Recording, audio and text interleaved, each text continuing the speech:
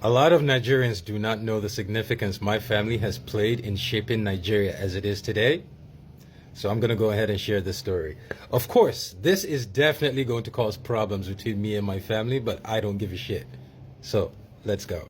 Okay, to start off, this is my dad, Yakubu Bako, former governor of Akwa Ibom in Nigeria, and this is his Wikipedia page.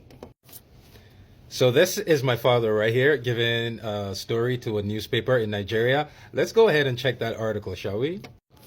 It says, Colonel Yakubu Bako served as the military governor of Akwa Ibom State and under the administration of late General Sani Abacha.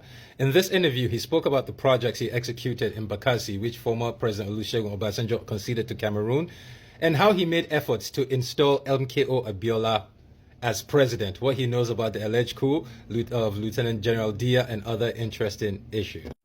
Says here, I was successful in the military. I never missed any promotion. When I returned to Nigeria, I was posted to Lagos to oversee the 19th Battalion during the 1993 crisis. So this is very important because back then, Nigeria, there were coups everywhere, left and right. And if you wanted to do a successful coup in Nigeria, you had to have the guy who was in control of the 19th Mechanized Battalion, which they put my father in. And by the way, the person who put him there was my father's godfather, some guy named Sani Abacha. But let's continue.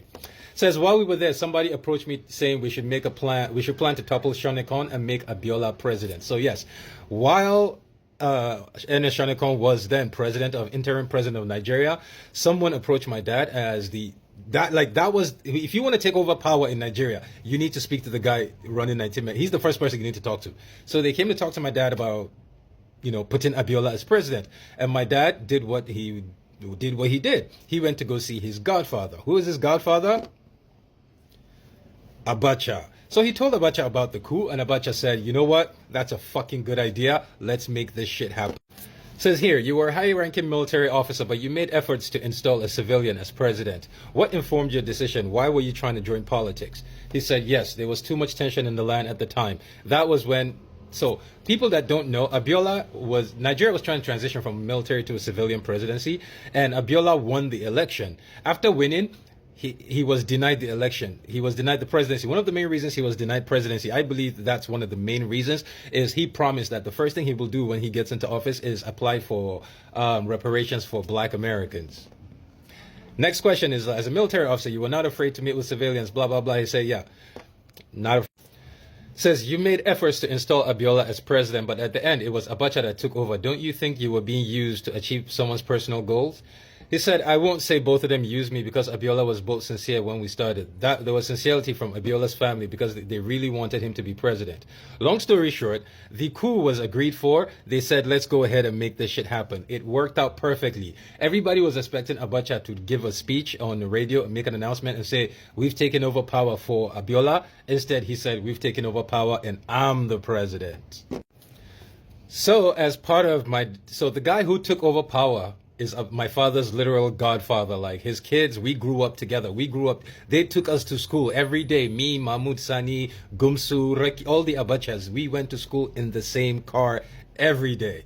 So that happened, and my dad was rewarded giving governor of Akwa Ibom. They sent him to go take Bakassi from Cameroon, which he did. He took Bakassi back from Cameroon, and after that, he was sent to NECON, which was Nigerian Electoral Commission. Back then, Abacha wanted to become a civilian president, so he put my father in charge of the logistics. He put his boy to make sure everything goes smooth.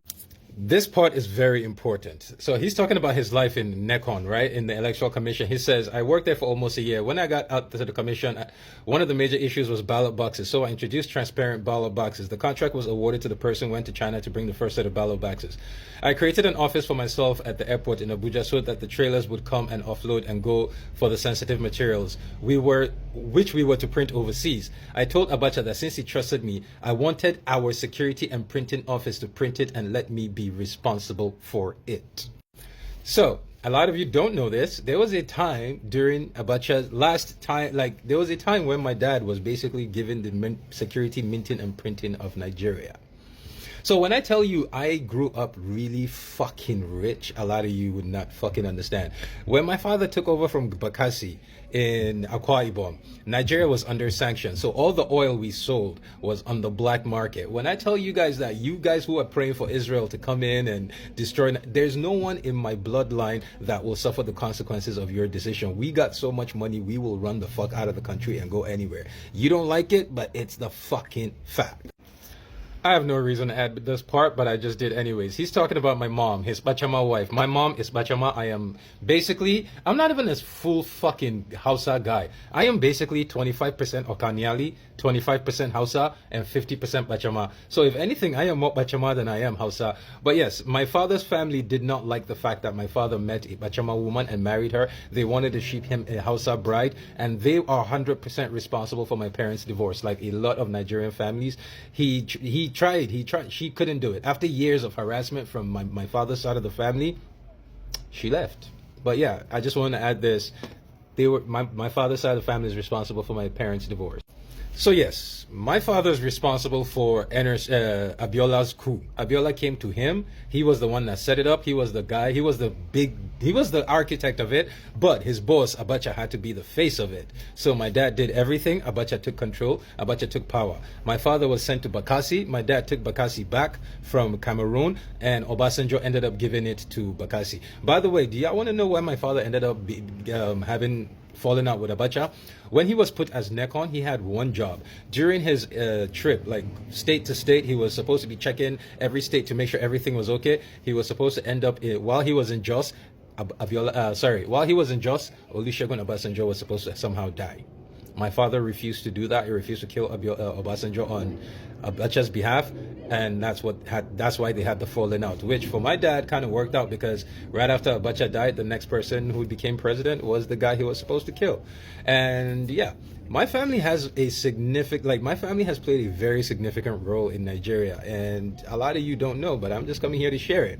So when I say the things I say, I have more access than most of you would possibly realize. And growing up, I was that one kid that always wanted to hang around his dad when dad had visitors. Unless he explicitly kicked me out, I'm sitting there, I'm listening to everything they're saying. And he always used to, like, I was that one son. But anyways, I just wanted to share, man. My family is very pivotal in Nigeria's direction. My dad was responsible for Abacha.